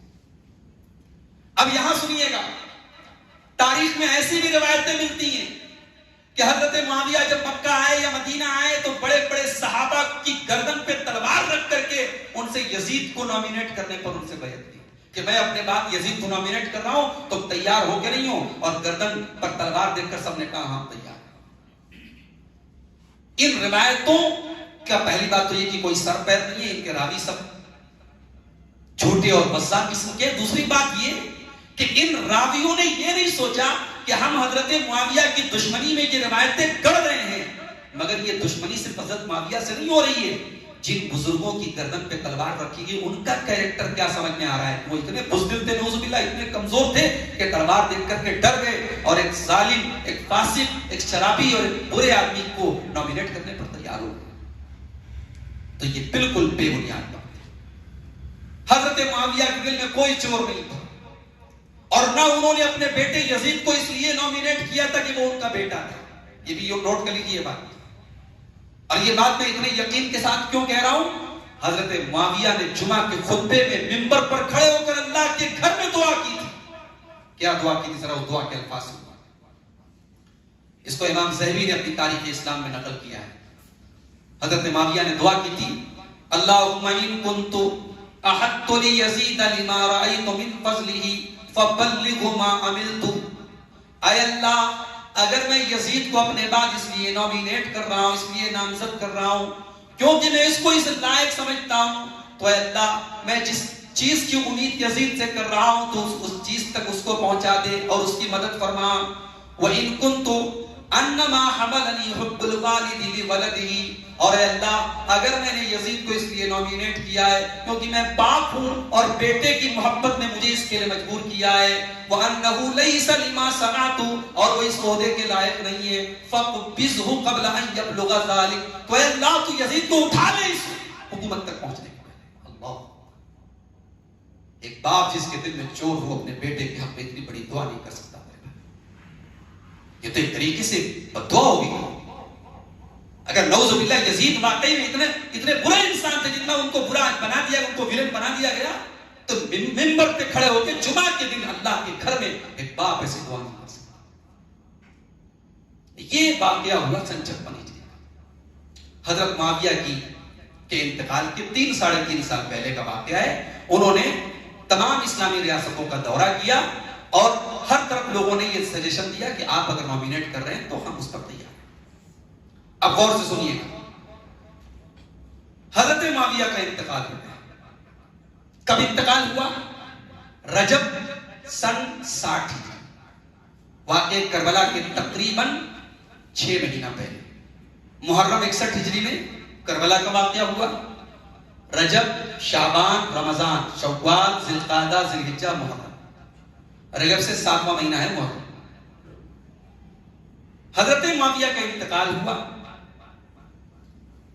اب ظاہر نامینیٹ کیا جا چکا تھا یزید کو. یزید کی بیعت کے لیے ہر طرف جو گورنر تھے حضرت معاویہ کے دور کے، انہوں نے علاقے کے ذمہ دار لوگوں سے بیعت لینا شروع کر دیا. اب یہاں پر ایک بات یہ بھی نوٹ کر لیجیے کہ یہ واقعہ ہو رہا ہے کب کا؟ سن 60 ہجری کا. اللہ کے رسول کی وفات کے تقریباً 49-50 سال بعد کا واقعہ. ظاہر ہے ابھی صحابہ کرام میں سے بہت سارے لوگ زندہ ہیں، موجود ہیں. عبداللہ ابن عباس بہت مشہور صحابی ہیں جن کے لیے اللہ کے نبی نے راتوں کو دعائیں کی ہیں، جن کو قرآن کا علم اللہ تعالیٰ نے دیا ہے، جو امت میں ایک بڑا درجہ رکھتے ہیں. عبداللہ ابن عباس کو جب حضرت معاویہ کی وفات کی خبر ملی تو انہوں نے کیا دعا کی؟ ذرا اس دعا کے الفاظ سے انہوں نے کہا اللہم اوسع لمعاویہ، اے اللہ تو معاویہ کے لیے اپنی رحمت کے دروازوں کو کھول دے. اما واللہ ما کان مثل من قبلہ، اللہ کی قسم معاویہ اپنے سے پہلے کے لوگوں کی طرح نہیں تھے. ولا یاتی بعدہ مثلہ، اور نہ معاویہ کے بعد ان کے جیسا کوئی آئے گا. کیا بات! ہم کبھی یہ نہیں کہتے کہ حضرت معاویہ اس مقام پر تھے نعوذ باللہ جو مقام ابو بکر کا تھا، عمر کا تھا، عثمان کا تھا. وہ اپنے سے پہلے کے جیسے لوگوں کے نہیں تھے. دور اور حالات کے تحت بہت کچھ بدلتا ہے. حکومت کے طور طریقے بدلے، دولتیں آئی، کشادگی آئی، خوشحالی آئی. اب آپ تقویٰ اور ایمان کا وہ معیار جو حضرت عمر کے دور میں ہے وہ حضرت معاویہ کے دور میں اس کو ڈھونڈنے کے بہت مشکل ہوگا. حضرت معاویہ اپنے سے پہلے کے لوگوں کے جیسے نہیں تھے اور نہ ان کے بعد کوئی ان کے جیسا آ سکتا ہے.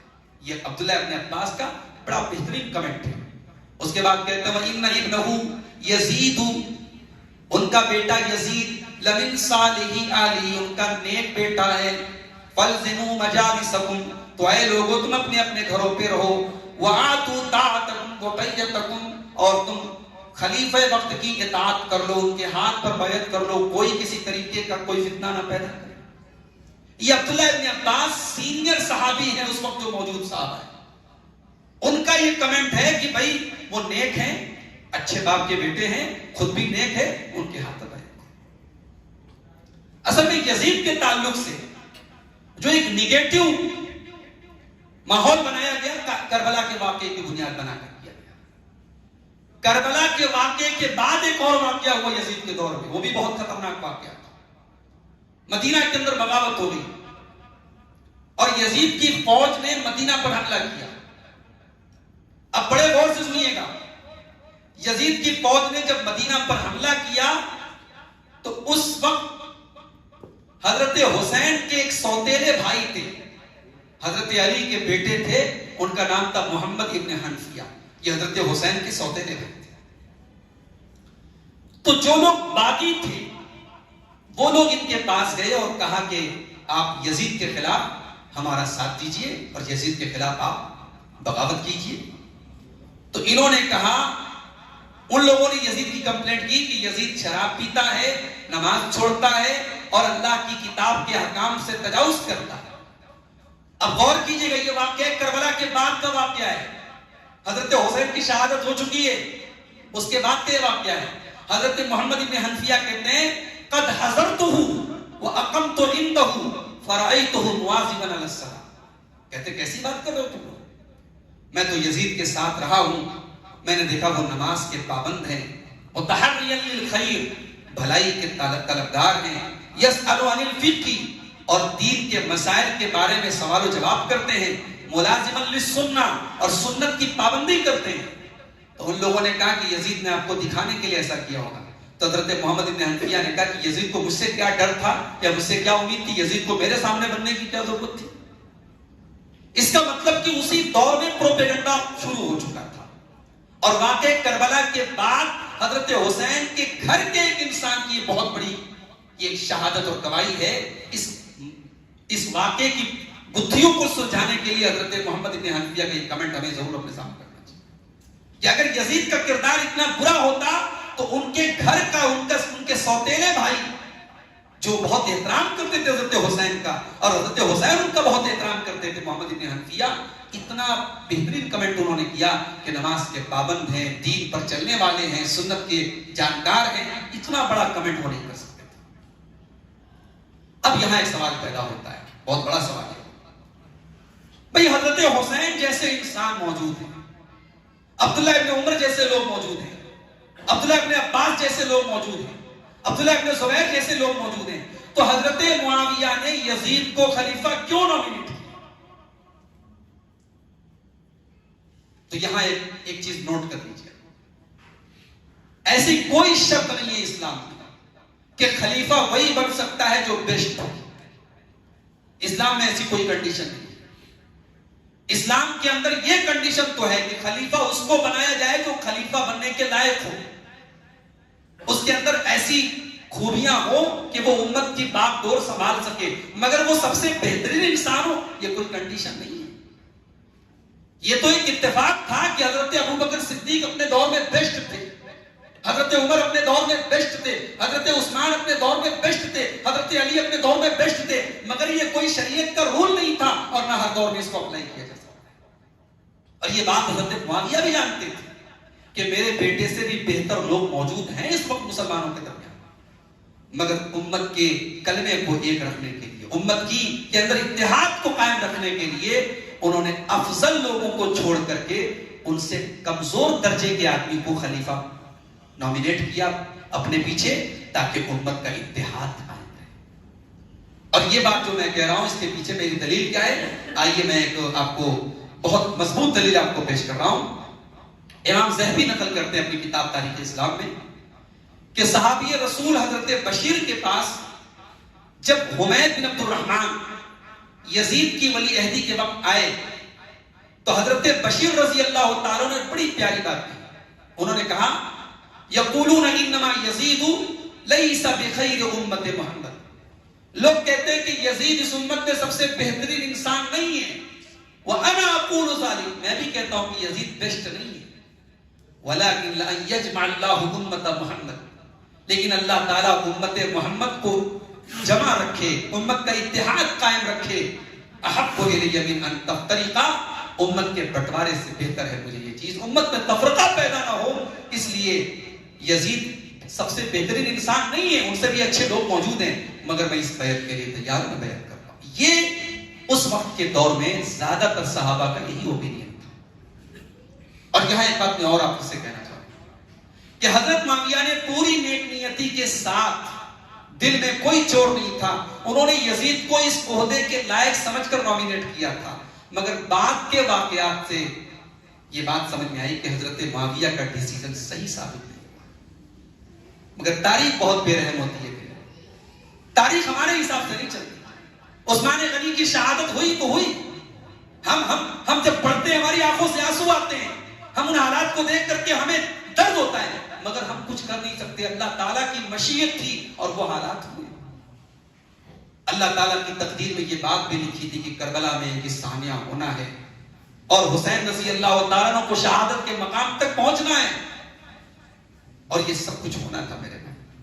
حضرت معاویہ نے بہتر سمجھ کر، اچھا سمجھ کر اپنے بیٹے یزید کو نامینیٹ کیا تھا، مگر بعد کے حالات میں ان کا یہ ڈیسیژن بہت مناسب نہیں ثابت ہوا۔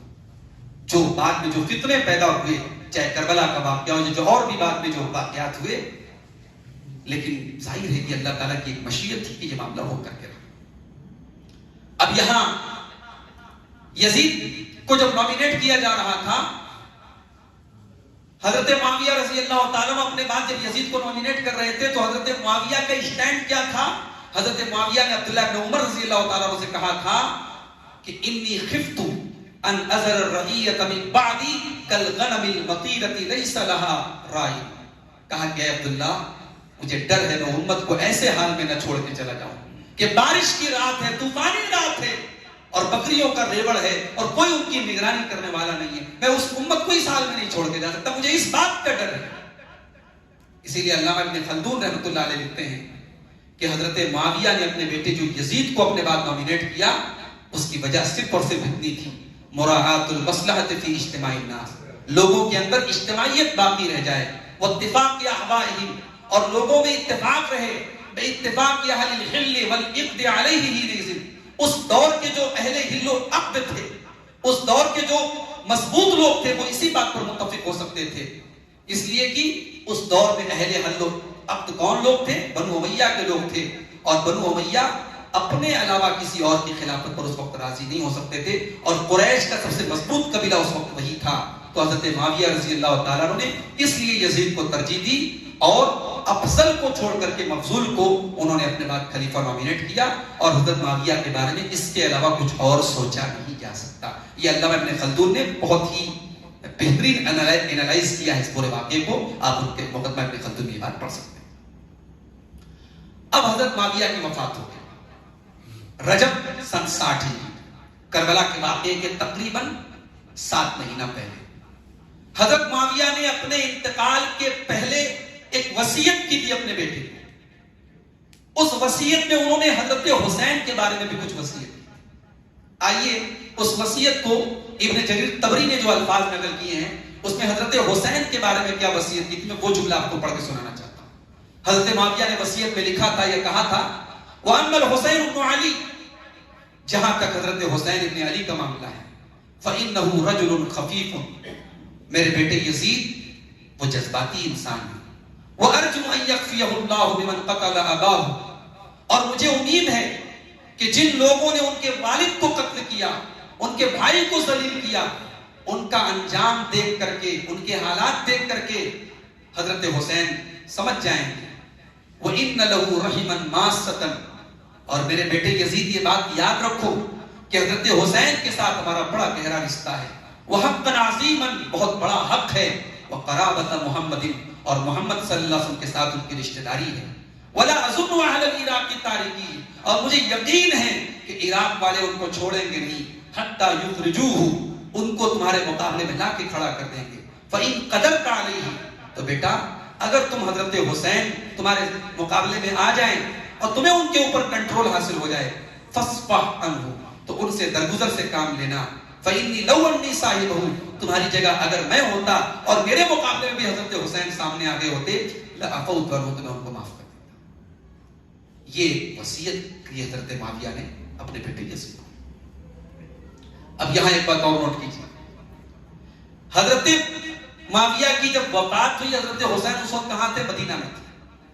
مدینہ کے اس وقت جو گورنر تھے ولید ابن عقبہ، ولید ابن عقبہ کو یزید نے خط لکھا کہ حضرت معاویہ کی وفات ہو گئی ہے، اور حکم دیا یزید نے کہ مدینہ کے اندر جو بڑے بڑے سینئر لوگ ہیں، عبداللہ ابن عمر، عبداللہ ابن زبیر اور حضرت حسین ابن علی، ان سب لوگوں سے خلیفہ وقت کی بیعت لے لو. کیونکہ اس وقت یہ دستور تھا، ساری پبلک سے بیعت نہیں لی جاتی تھی، جو بڑے بڑے اہم لوگ ہوتے تھے ان سے بیعت لے لی جاتی تھی اور وہ ساری امت کو ریپرزینٹ کرتے تھے. تو یزید نے مدینہ کے گورنر کو خط لکھا کہ ان 3 لوگوں سے بیعت لی جائے. تو ولید نے حضرت عبداللہ ابن زبیر کو اور حضرت حسین کو بلوایا. عبداللہ ابن زبیر نہیں آئے، حضرت حسین رضی اللہ تعالیٰ عنہ آئے اور انہوں نے حضرت معاویہ کی وفات پر تعزیت پیش کی، ان کی وفات پر افسوس کا اظہار کیا. اور اس کے بعد حضرت حسین نے کیا کہا تھا؟ امام طبری نقل کرتے ہیں، انہوں نے کہا فَإِنَّ مِثْلِي لَا يُعْتِي بَيْعَتَهُ سِرًّا، میرے جیسا انسان سیکرٹ طریقے سے بیعت نہیں کرتا. وَلَا أَرَاكَ تَجْتَرِيُّ بِهَا مِنِّي سِرًّا، اور مجھے لگتا ہے کہ تم بھی مجھ سے سیکرٹ بیعت نہیں لوگے. دُونَ أَن تُظْهِرَ عَلَى رُؤُوسِ النَّاسِ، تم بھی چاہو گے کہ میں پبلک کے سامنے بیعت دوں. فَإِذَا خَرَجْتَ إِلَى النَّاسِ، تو اگلے دن جب تم لوگوں کے سامنے نکلنا، فدعوتهم الى البیعہ، اور لوگوں کو بیعت کے لیے بلانا تو مجھے بھی بلا لینا، جو لوگوں کا معاملہ رہے گا وہ میرا بھی معاملہ رہے گا، میں بیعت کر لوں گا۔ حضرت حسین نے یہ اوپینین رکھا، لیکن اسی رات حضرت حسین مدینہ سے مکہ چلے گئے۔ حضرت حسین یزید کی خلافت کے تعلق سے، یزید کے خلیفہ ہونے کے بعد، حضرت معاویہ کی وفات کے بعد حضرت حسین کا اسٹینڈ حقیقت میں کیا تھا، یہ حضرت حسین نے کبھی کھل کر اس کا اظہار نہیں کیا۔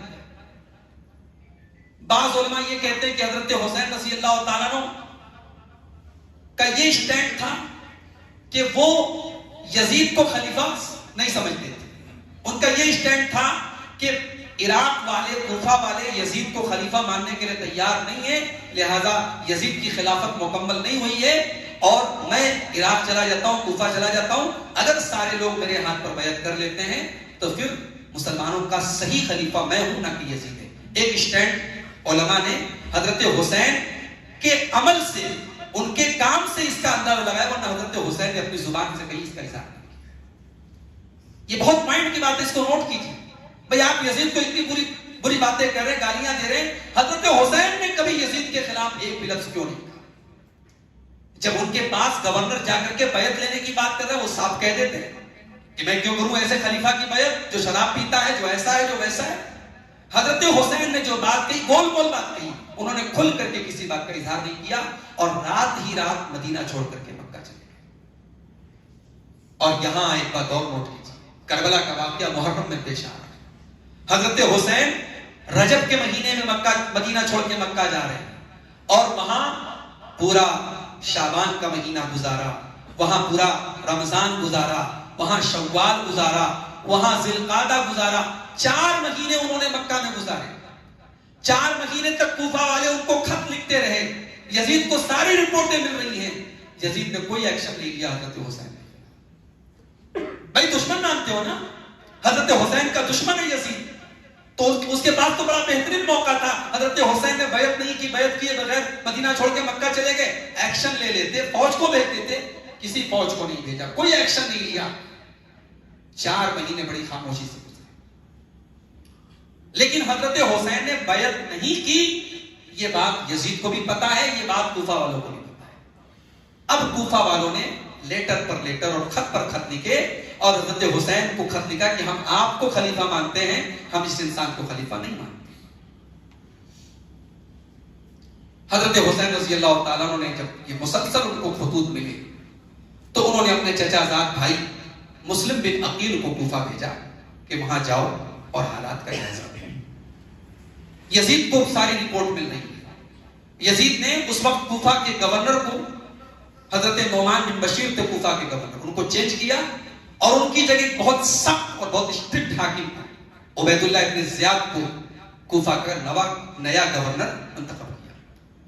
عبید اللہ ابن زیاد جب کوفہ پہنچا، مسلم بن عقیل پہنچ چکے تھے کوفہ، اور مسلم بن عقیل کے ہاتھ پر ہزاروں لوگوں نے بیعت کر لی اور کہا کہ ہم آپ کو اور حضرت حسین کو اپنا لیڈر مانتے ہیں، ہم یزید کو اپنا لیڈر نہیں مانتے۔ اور حضرت مسلم بن عقیل نے حضرت حسین کو خط لکھ کر کے بھیج دیا کہ یہاں آپ کے ماننے والے اور آپ کے سپورٹرز بہت ہیں اور آپ یہاں آ جائیے، یہاں کے حالات آپ کے فیور میں ہیں، یہاں کے لوگ یزید کو خلیفہ نہیں مانتے۔ لیکن جب ابن زیاد نیا گورنر بن کر کے پہنچا تو مسلم بن عقیل کے ہاتھ پر جن لوگوں نے بیعت کی تھی سب پلٹ گئے اور مسلم بن عقیل بغاوت کے جرم میں قتل کر دیے گئے۔ اور قتل ہونے کے پہلے مسلم بن عقیل نے حضرت حسین کو ایک خط روانہ کیا۔ اس خط کے یہ الفاظ تھے کہ میں یہاں گرفتار کیا جا چکا ہوں، آپ شاید چل بھی نہیں پائیں گے کہ میرا قتل ہو جائے گا، بس آپ جہاں بھی میرا پیغام پائیں لوٹ جائیں، کوفہ والوں کا بھروسہ نہ کریں، ان لوگوں نے آپ سے بھی جھوٹ بولا تھا اور مجھ سے بھی جھوٹ بولا تھا، اور یہ تو آپ کے والد کے وہ ساتھی ہیں جن کی وجہ سے آپ کے والد موت کی تمنا کرتے تھے یا قتل کی تمنا کرتے تھے۔ یہ مسلم بن عقیل کے خط کے الفاظ۔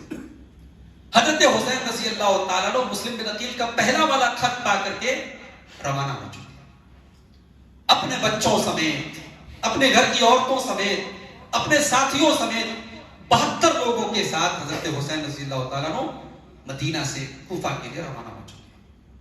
جب حضرت حسین کوفہ کے لیے روانہ ہونے لگے تو ان کے خاندان کے تمام بڑے بڑے لوگوں نے ان کو روکا، عبداللہ ابن عمر جیسے سینئر صحابی نے روکا، عبداللہ ابن عباس ان کے خاندان کے اہل بیت میں سے انہوں نے روکا اور کہا کہ آپ جس چیز کے لیے جا رہے ہیں وہ مناسب نہیں ہے، آپ نہ جائیں۔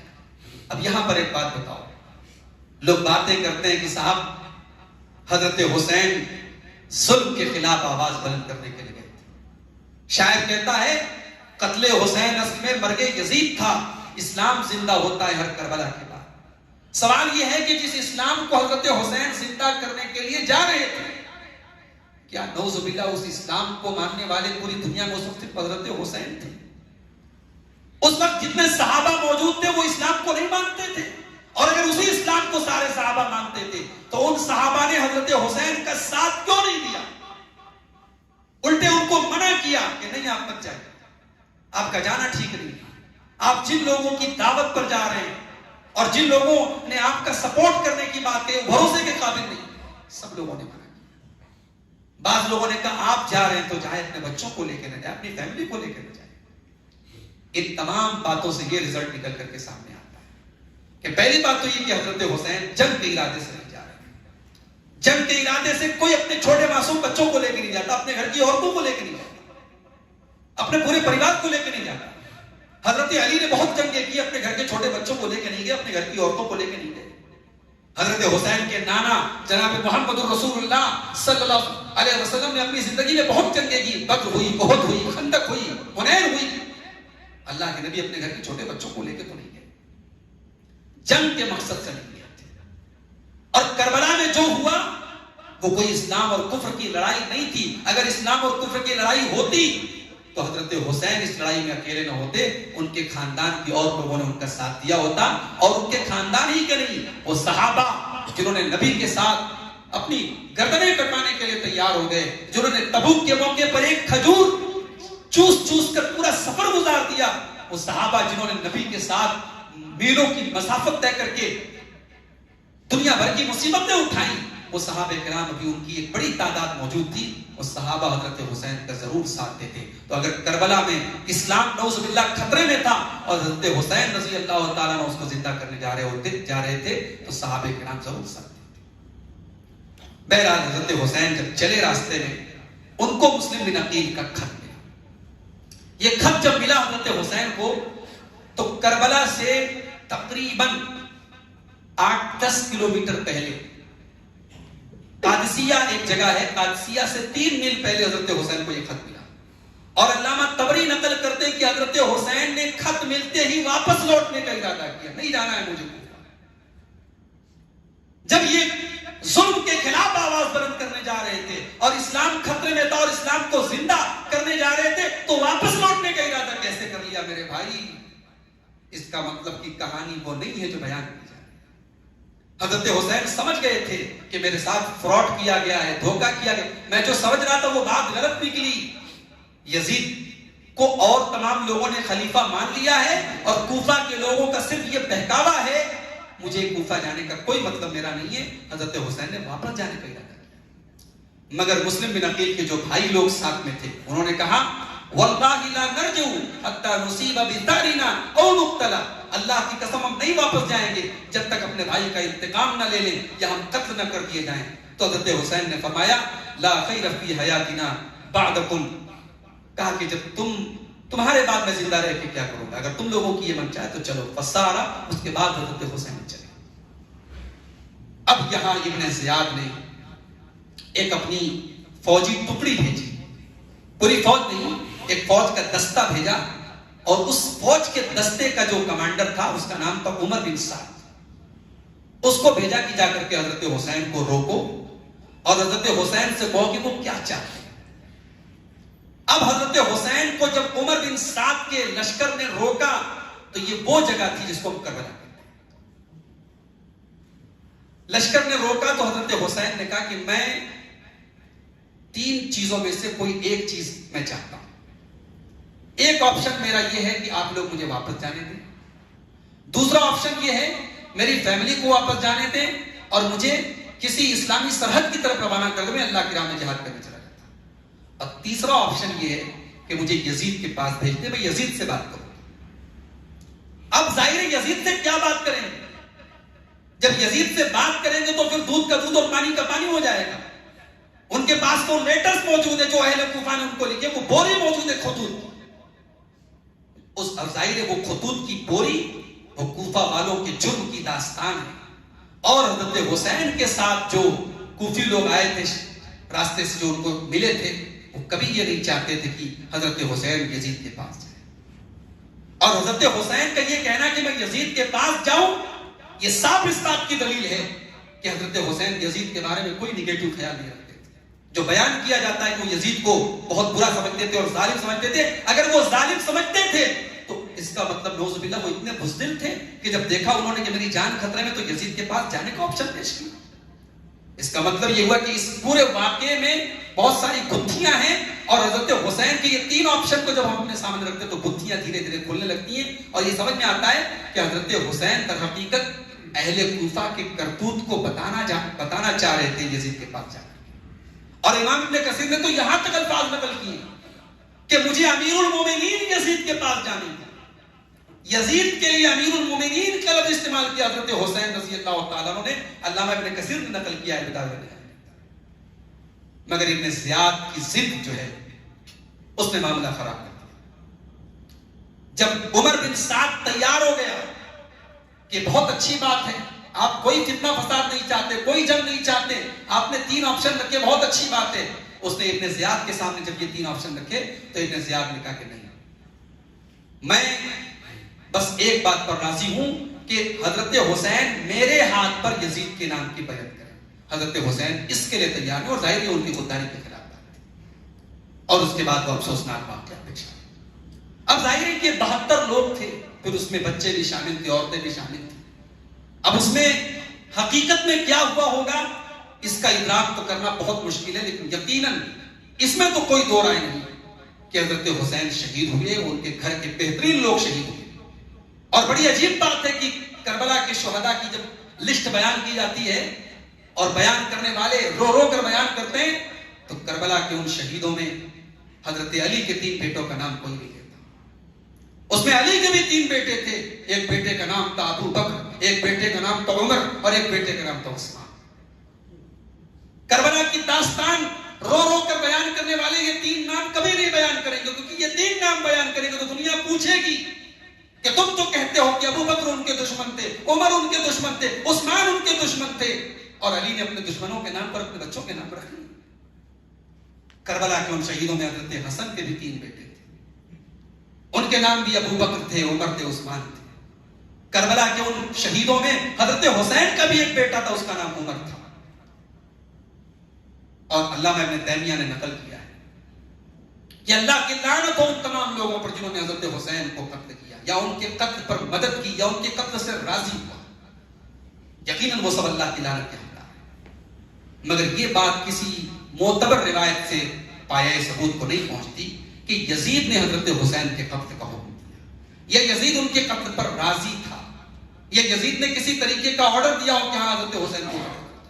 بلکہ الٹے تاریخی روایات یہ کہتی ہے کہ بعد میں حضرت حسین کے پاس جب حضرت حسین کے بیٹے علی ابن حسین یزید کے پاس پہنچے تو یزید نے افسوس کا اظہار کیا اور ان کے پورے خاندان کے ساتھ تعزیت کا اظہار کیا اور کہا کہ اللہ کی لعنت ہو ابن مرجانہ پر, ابن زیاد پر, اگر میں اس کی جگہ ہوتا تو یقیناً ایسا ہونے نہ دیتا. مگر پھر بھی ایک بلیم یزید کے سر پر یہ ہے کہ اس نے ابن زیاد سے کوئی بدلہ نہیں. اب اس کی لوگ صفائی دیتے ہیں کہ کوفہ کو چلانے کے لیے ابن زیاد کے جیسا سخت گورنر چاہیے تھا, مگر وہ صفائی ہم اس کو مناسب نہیں سمجھتے. بہرحال اس واقعے کا ذمہ دار بہت حد تک ابن زیاد نظر آتا ہے, اور یزید نے ابن زیاد کے خلاف کوئی ایکشن نہیں کیا. یہ یزید کی ایک بہت واضح غلطی نظر آتی ہے. اب آخری سوال جس پر ہم بات ختم کریں گے کہ یزید کے بارے میں ہمارا اسٹینڈ کیا ہونا چاہیے. یزید کے بارے میں ایک طرف وہ روایت بھی ملتی ہے اور بالکل صحیح روایت ہے کہ اللہ کے پیارے نبی نے جس لشکر کے تمام فوجیوں کو جنتی ہونے کی بشارت سنائی ہے اس لشکر کے کمانڈر یزید تھے. اور دوسری طرف ان کے دور کا یہ ایک دردناک واقعہ بھی ملتا ہے. تو علماء کی ایک جماعت تو یہ کہتی ہے, علامہ ابن تیمیہ وغیرہ کے یہی موقف ہے کہ ہم یزید کی تعریف بھی نہیں کرتے اور یزید کو برا بھی نہیں کرتے, ہم یزید کے بارے میں خاموشی اختیار کرتے. اور علماء کا ایک دوسرا طبقہ ہے جو یہ کہتا ہے کہ جب بشارت موجود ہے تو ہم یزید کے لیے ترحم کی دعا یعنی رحمت کی دعا بھی کر سکتے ہیں. اور جب قتل حسین میں اور شہادت حسین میں یزید کا کوئی کردار نہیں تھا تو ہم یزید کو برا بلا کرتے ہیں. لیکن بہرحال اس پر اہل سنت والجماعت کے تمام محقق علماء کا اتفاق ہے, جو معتبر علماء ان کا اتفاق ہے کہ یزید پر لعنت ملامت کرنا مناسب نہیں. اور اگر کوئی بغیر ثبوت کے لعنت ملامت کرتا ہے تو یہ غلط بات ہے. ہماری شریعت تو عام مردوں کو بھی برا بلا کہنے سے منع کرتی ہے. اللہ کے پیارے نبی نے فرمایا لا تسبوا الاموات, اپنے مردوں کو برا بلا مت کہو, فإنهم قد أفضوا إلى ما قدموا, ان کو جو کرنا تھا وہ کر کے اللہ کو پیارے ہو گئے. اور یزید اور حضرت حسین کا معاملہ 1400 سال پورا.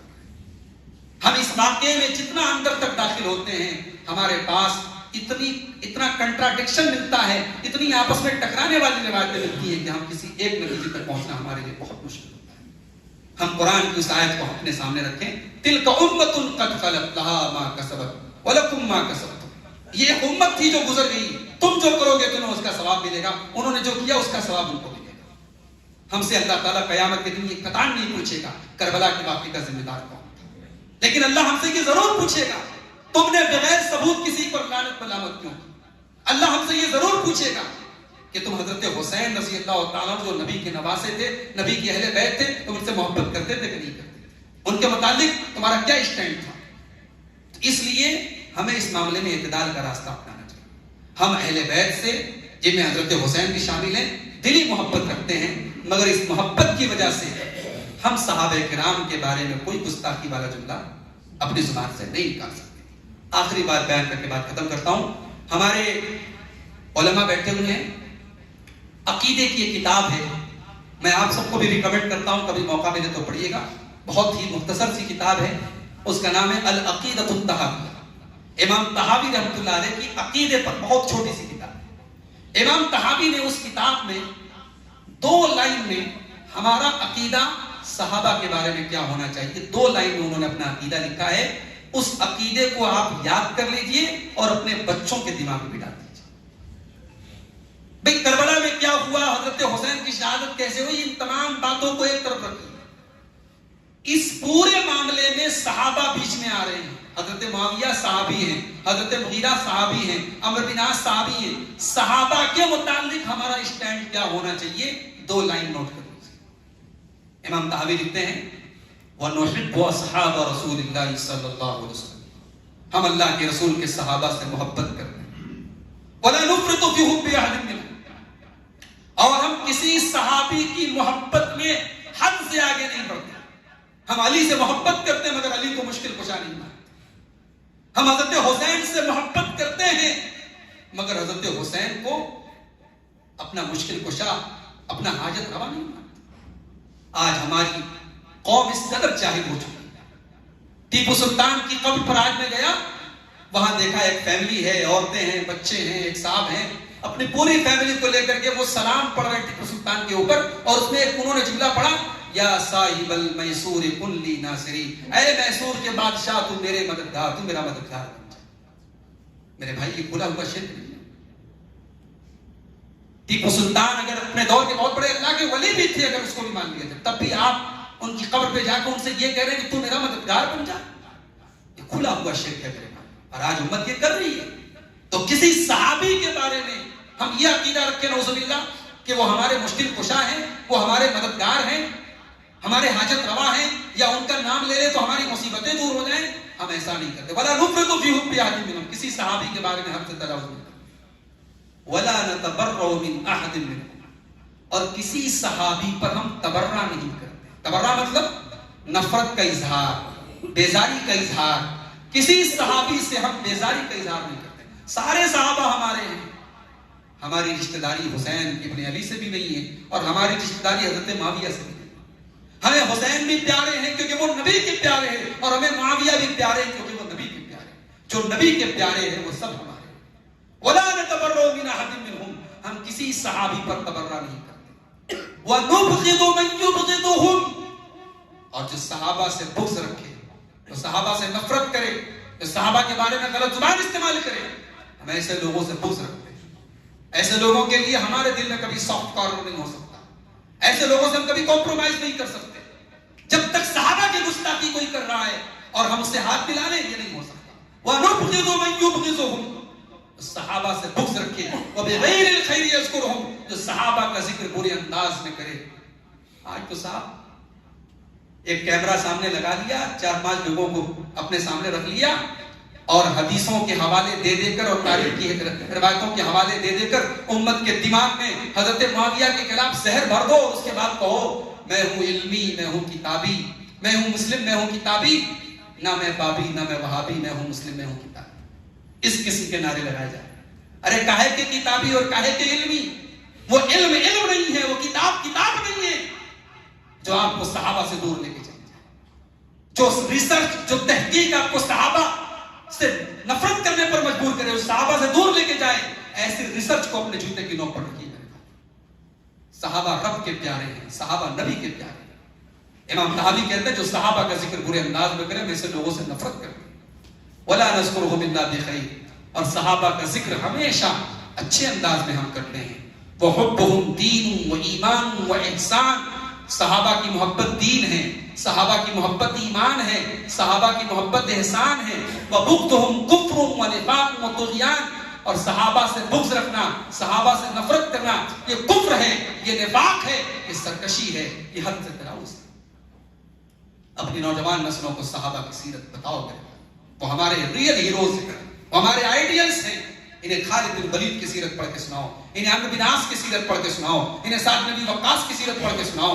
انہیں اپنے ریئل ہیروز کے بارے میں بتاؤ، انہیں کتابیں لا کے دو، انہیں ویڈیوز اوتھینٹک علماء کے ان کو سناؤ. اپنے نوجوان نسلوں کو اور اپنے گھر کی عورتوں کو، اپنے بچوں کو، اپنے بچیوں کو صحابہ اور صحابیات کے واقعات سناؤ. یہ ہمارے ہیروز ہیں اور ان کی محبت ہمارے دین کا ایک حصہ ہے. اللہ سے دعا ہے رب العالمین ہم سب کو اپنے نبی سے، نبی کے صحابہ سے اور نبی کے اہل بیت سے صحیح اور سچی محبت کرنے کی توفیق عطا فرمائے. رب العالمین اس ریسرچ کے تعلق سے، واقعہ کربلا کے تعلق سے جو باتیں میں نے رکھی ہیں، اگر اس میں بیان کرنے کے دوران کسی بھی صحابی کے تعلق سے اگر کوئی نازیبا یا کوئی نامناسب اگر جملہ اور لفظ میرے منہ سے نکلا، اللہ اس کو معاف فرمائے. اور اللہ ہم سب کو بھی اپنی زبانوں کی حفاظت کرنے کی توفیق عطا فرمائے. اللہ تمام صحابہ کرام کا احترام کرنے کی، ان سے محبت کرنے کی ہم سب کو توفیق عطا فرمائے. صحابہ کرام کے منہج پر ہم سب کو چلنے کی توفیق عطا فرمائے. اللہ ہماری صفوں میں اتحاد پیدا فرما دے. اللہ ہم سب کو بدعت و خرافات سے بچائے. اللہ ہمیں دین محمدی پر چلنے کی توفیق عطا فرمائے. اللہ ہمیں حسین اور حسین کے نانا سے صحیح محبت کرنے کی توفیق عطا فرمائے. رب العالمین ہم میں سے جو بیمار ہیں ان کو شفا کامل عاجل عطا فرمائے. جو روزی روٹی سے پریشان ہیں اللہ ان کے کاروبار میں برکت نصیب فرمائے. رب العالمین ہمیں ہر قسم کی بدعت و خرافات سے دور رکھے، جب تک دنیا میں زندہ رکھے، اسلام پر زندہ رکھے، اور خاتمہ ہم سب کا ایمان پر ہو. آمین. وآخر دعوانا ان الحمدللہ رب العالمین. والسلام علیکم ورحمۃ اللہ وبرکاتہ.